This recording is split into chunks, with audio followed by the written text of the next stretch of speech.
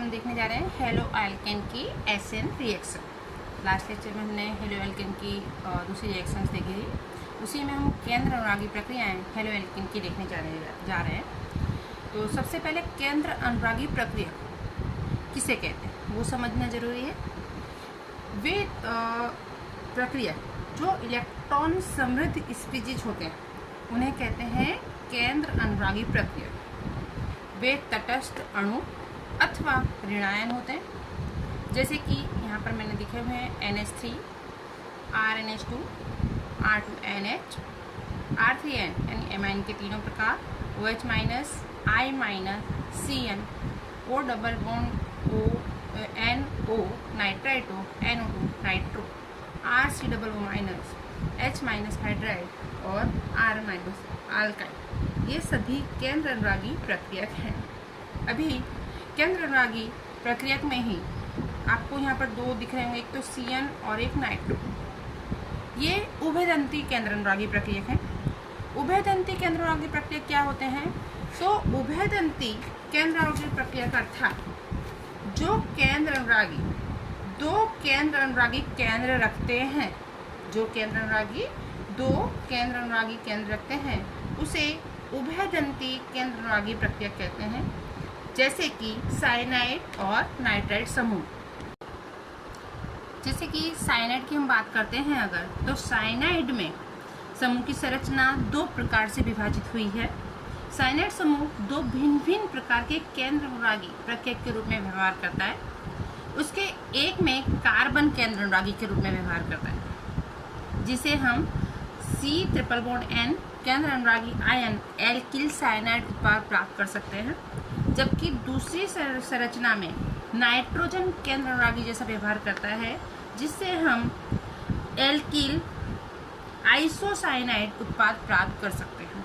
इसी प्रकार हम NO2 नाइट्रो ग्रुप की बात करते हैं, तो इसमें केंद्र अनुरागी आयन में ऑक्सीजन के साथ जुड़ने से एल्काइल नाइट्राइड प्राप्त उत्पाद होता है, और दूसरा नाइट्रोजन परमाणु के साथ जुड़ने से नाइट्रो एल्केन प्राप्त होता है। दैट मीन्स N अगर केंद्र के रूप में कार्य करता है तो नाइट्रो, और O अगर केंद्र के रूप में कार्य करता है तो नाइट्राइटो उत्पाद प्राप्त होता है। अब हम बात करते हैं केंद्र अनुरागी प्रक्रिया एसएन रिएक्शंस की।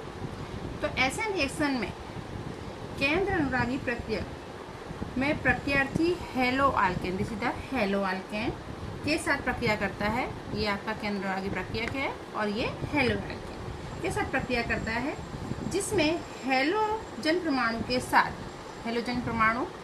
के साथ जुड़ा हुआ कार्बन धन विद्युत आवेशित होता है। क्यों होगा? क्योंकि कार्बन और C और X के बीच का बंधन कैसा होता है? ध्रुवीय होता है, जिसमें कार्बन धन आवेशित और हेलोजन ऋण आवेशित बनता है।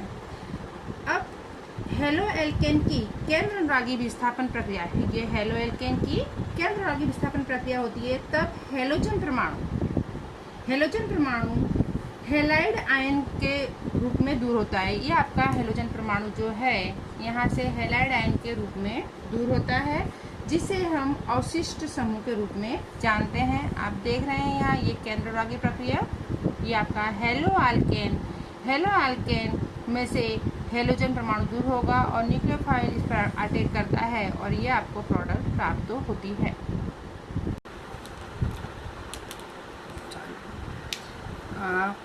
हम बात कर रहे थे केंद्र अनुरागी प्रक्रियाओं की। तो केंद्र अनुरागी विस्थापन प्रक्रियाएं हैं यहाँ पर हेलोजन का, जिसमें से विस्थापन होता है। तो इन विस्थापन प्रक्रियाओं को दो भागों में विभाजित किया गया है। एक है SN2 विस्थापन प्रक्रिया, द्विआण्विक केंद्रीय अनुरागी विस्थापन प्रक्रिया, और दूसरी है SN1 प्रक्रिया। तो सबसे पहले हम देखते हैं SN2 प्रक्रियाएं, द्विआण्विक केंद्रीय अनुरागी विस्थापन प्रक्रिया। इसमें हम देख रहे हैं, आप स्ट्रक्चर देख रहे होंगे बोर्ड पर, OH- that is the nucleophile, ये आपका सबस्ट्रेट, और ये प्रक्रिया मंद और तीव्र दो तरह से हो रही है। कैसे हो रही है इसकी क्रियाविधि हम समझते हैं। जैसे कि हम देख रहे हैं यहाँ पे, ये क्या है? क्लोरोमीथेन। क्लोरोमीथेन की हाइड्रोक्साइड आयन के साथ केंद्र अनुरागी विस्थापन प्रक्रिया यह द्वितीय क्रम की अभिक्रिया है। कैसे? तो रासायनिक गतिकी का जो सिद्धांत है, केमिकल काइनेटिक्स, तो यह अभिक्रिया का क्रम जो होता है, इस अभिक्रिया का क्रम दोनों अभिकर्मकों ये न्यूक्लियोफाइल और सबस्ट्रेट दोनों की सांद्रता पर आधार रखता है, इसलिए इसको हम द्वितीय क्रम की अभिक्रिया कहते हैं। अब इस प्रक्रिया की क्रियाविधि किसने दी थी? तो वैज्ञानिक डेविड हग्ज और सर क्रिस्टोफर इनगोल्ड ने दी थी। यह सबस्ट्रेट एस और केंद्र अनुरागी प्रक्रिया न्यूक्लियोफाइल के बीच होने वाली द्विआण्वीय अभिक्रिया है। This the substrate and this the nucleophile, इन दोनों के बीच होने वाली द्विआण्वीय प्रक्रिया है। SN2 अभिक्रिया एक ही पद में बिना मध्यस्थ उत्पाद बनाए होती है। यहाँ पर ये मिल रहा है, this is not A intermediate product, this is the Sankranti अवस्था इसको हम बोलते हैं। तो बिना मध्यस्थ उत्पाद बनाए होती है। इस अभिक्रिया में सबस्ट्रेट का असम विभाजन नहीं होता है। असम विभाजन से आप समझ सकते हो, 11th में था कार्बोकैटायन और कार्बोनियम आयन, तो इसमें असम विभाजन नहीं होता है। इस अभिक्रिया में भाग लेने वाला जो कार्बन होता है, आप देख रहे हैं ये क्या है, क्लोरोमीथेन। तो इस प्रक्रिया में भाग लेने वाला कार्बन sp3 संकरण रखता है, यानी डबल बॉन्ड नहीं है। परंतु जब संक्रांति अवस्था में आता है तब ये sp2 संकरण रखता है। संक्रांति अवस्था में sp2 संकरण कैसे रखता है? तो संक्रांति अवस्था जब ये इस पर अटैक करता है तो ये प्रक्रिया बहुत मंद गति से होती है। तब OH आबंध धीरे धीरे इससे जुड़ने की कोशिश करता है और Cl टूटने की कोशिश करता है। इस समय कार्बन परमाणु के साथ 3 हाइड्रोजन परमाणु एक ही समतल में है और इसके अलावा आपके पास OH और Cl तो है ही। तो इस अवस्था में कार्बन जो है कुछ देर के लिए sp2 संकरण रखता है। केंद्र अनुरागी OH और मुक्त होने वाला समूह Cl दोनों ऋण होने से सदैव मुक्त होने वाला जो समूह है, यहाँ मुक्त होने वाला समूह कौन सा है आपका? Cl विपरीत दिशा में, मुक्त होने वाले समूह के विपरीत दिशा में होती है, यानी यहाँ पर यह आपका OH, यहाँ पर Cl जुड़ा है तो यहाँ OH कहाँ से जुड़ रहा है? इस साइड जुड़ रहा है, इस साइड नहीं जुड़ रहा है। अंडरस्टूड? Cl दूर हो रहा है, उसके विपरीत दिशा में OH समूह जुड़ रहा है। SN2 प्रक्रिया का जो वेग है substrate, that is substrate chloromethane और न्यूक्लियोफाइल यानी OH दोनों की सांद्रता पर आधारित होता है। अर्थात प्रक्रिया वेग बराबर K S1 NU minus, that means S means substrate और NU यानी केंद्र अनुरागी प्रक्रिया। प्रक्रिया का वेग सबस्ट्रेट और केंद्र अनुरागी प्रक्रिया दोनों की सांद्रता पर आधारित होता है, इसलिए SN2 द्वितीय कोटि की अभिक्रिया है। अब इस प्रक्रिया की तीव्रता का क्रम क्या होता है? तो इस प्रक्रिया की तीव्रता का क्रम होता है प्राथमिक, द्वितीयक और तृतीयक। प्राथमिक दैट मीन्स प्राथमिक हैलाइड, द्वितीयक हैलाइड और तृतीयक हैलाइड। प्राथमिक हैलाइड के साथ SN2 प्रक्रिया तेजी से होती है, द्वितीयक उससे कम और तृतीयक सबसे कम। ये MCQ में आपको क्रम पूछा जा सकता है। MCQ के लिए बहुत अच्छा क्वेश्चन है कि SN2 प्रक्रिया की तीव्रता का क्रम बताइए। तो उसमें प्राथमिक हैलाइड, देन द्वितीयक हैलाइड, देन तृतीयक हैलाइड, इस तरह ये होता है। तो इतने पॉइंट्स आपको SN2 प्रक्रिया के लिए बहुत अच्छे से तैयार कर लेने हैं। That's over. Now SN1 reaction. अब हम बात कर रहे हैं SN1 रिएक्शन यानी एक आणवीय नाभिक अनुरागी प्रतिस्थापन प्रक्रिया। SN1 अभिक्रियाएं समांतर ध्रुवीय प्रोटिक विलायक जैसे कि पानी, एल्कोहल, एसिटिक अम्ल इत्यादि में संपन्न होती है।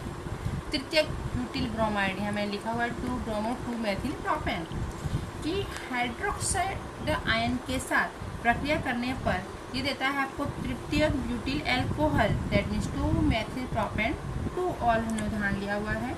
ये प्रक्रियाएं प्रथम कोटि की होती हैं, अर्थात प्रक्रिया का वेग मात्र अभिक्रियक की सांद्रता पर डिपेंड करता है, इसलिए इन्हें एक आणवीय केंद्र अनुरागी प्रक्रियाएं कहते हैं।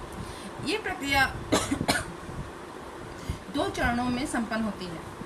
2 चरण जैसे क्रियाविधि मैंने लिखी हुई है 1 और 2। प्रथम चरण में ध्रुवीय CBr आबंध, यहाँ पे आप देख रहे हैं C और Br, यहाँ पर हम बॉन्ड लगा के भी देख सकते हैं। CBr आबंध का धीमा विघटन होकर एक कार्बोकैटायन तथा एक ब्रोमाइड आयन मिलता है। ये आपको कार्बोकैटायन और ये मिला है ब्रोमाइड आयन। इसका मतलब इस प्रक्रिया में सबस्ट्रेट का असम विभाजन होता है, जबकि SN2 में असम विभाजन नहीं होता है।